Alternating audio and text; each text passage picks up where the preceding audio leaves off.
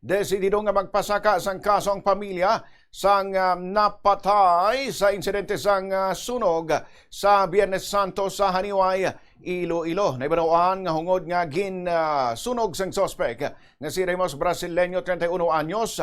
Ang ila puluyaan nga nagresulta sa kamatayon sang biktima nga si Wilgie Macero nga bayaw sang sospetsado. Para naman nga bulong sa ospital ang tatlo ka mga nasamaran sa among nga insidente.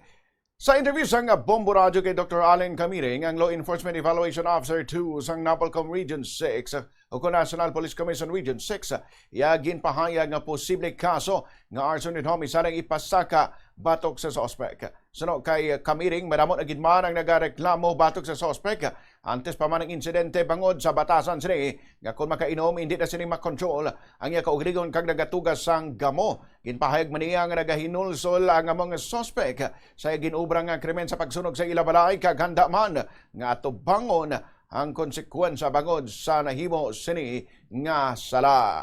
Umpisa nga nagsurrender sa aton nga suspitsado sa posible nga igapasaka sang Haniway Fire Station upod ang Haniway PNP nga sa kaso nga arson with homicide. So ang pamilya residido na gid nga magpasaka sang kaso against sa suspitsado. Siling niya gani kung pwede pa lang ibayluhan niya siyang iyalawas ang napatayan to, siya na lang mapatay.